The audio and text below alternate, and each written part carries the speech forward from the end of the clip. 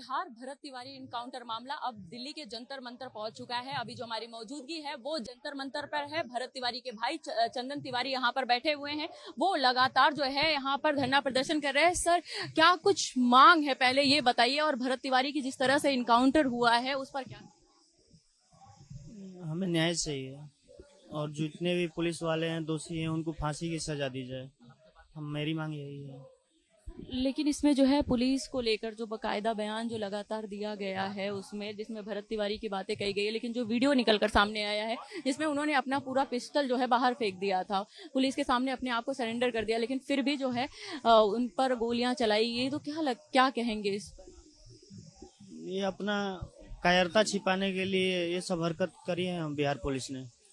तो बिहार सरकार पर आप लोगों को बिल्कुल भरोसा नहीं है बिहार की चीजों पे? अब यहाँ पर किससे मांग करना चाहते हैं? सरकार से क्या गुहार लगाते हैं कि बिहार सरकार आपके साथ है? हम तो अमित शाह जी से बोलेंगे और माननीय नरेंद्र मोदी जी से मिलना चाहेंगे। हमें न्याय मिलना चाहिए। जो भी हुआ है बहुत गलत हुआ है। ये दूसरों के साथ ना हो, इसीलिए हम आवाज उठाते रहेंगे जब तक न्याय नहीं मिलता। और जब तक न्याय नहीं मिलता हम यहाँ से जाएंगे भी नहीं। तो बिहार सरकार आपको कोई न्याय नहीं दी? बिहार सरकार के पास आप लोगों ने गुहारिश ली, सम्राट चौधरी के पास आप लोग गए थे, क्या कुछ? नहीं, आप लोग सम्राट चौधरी पे बिल्कुल भरोसा नहीं है बिहार सरकार? नहीं, बिहार सरकार पे भरोसा नहीं है। ठीक है सर, और भी लोग हैं, हम उनसे भी बात करते हैं। सर, जिस तरीके से भरत तिवारी का एनकाउंटर किया गया, जिस तरीके से आप लोग बिहार से छोड़कर सीधा यहाँ पर बैठे, जंतर मंतर दिल्ली में बैठे हुए हैं, क्या? देखिए, न्याय के लिए मांग है। बिहार सरकार ने जब सुनवाई नहीं की है तो दिल्ली के यहाँ पे दरवाजे पे ये दस्तक दी है, और दिल्ली के दरवाजे पे दस्तक तब तक रहेगी जब तक न्याय के लिए कोई ना कोई सरकार का प्रतिनिधि यहाँ की आवाज को नहीं सुन लेगा। जब उम्मीद स्टेट से जब खत्म हो गई है, राज्य से, इसलिए यहाँ केंद्र सरकार में आए हैं।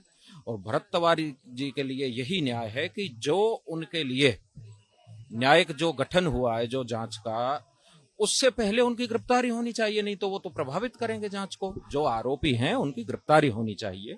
इसलिए यहाँ पे सब एकत्रित हुए, जितने भी क्रांतिकारी हैं देश से। आप देख रहे होंगे बड़ी संख्या में युवा, धूप की भी परवाह नहीं की, लेकिन सब आए हैं। इसलिए न्याय के लिए ही यहाँ सब एकत्रित। बिहार सरकार पे क्या आप लोग बिल्कुल भी भरोसा नहीं कर? देखिए, 22 दिन हो गए। अगर भरोसा होता तो 22 दिन में कम से कम 2 या 3 की तो गिरफ्तारी होनी चाहिए थी। सिर्फ सस्पेंड होना न्याय का द्योतक नहीं होता है। न्याय मिलना तब होता है जब कार्रवाई होती है। कम से कम 1-2 की गिरफ्तारी होती तो कम से कम परिवार को सांत्वना रहती कि हाँ, अब न्याय मिलने की उम्मीद है। अभी तक इस दिशा में कोई कदम नहीं है। इसलिए बिहार सरकार से या तो आप असंतुष्ट समझो या नाराज समझो होकर परिवार यहाँ आया है। और दिल्ली के भी, राजस्थान, हरियाणा, सभी जितने भी भाई बंधु हैं, सब यहाँ क्रांति की ज्वाला की मसाल ऊंची करने के लिए आए।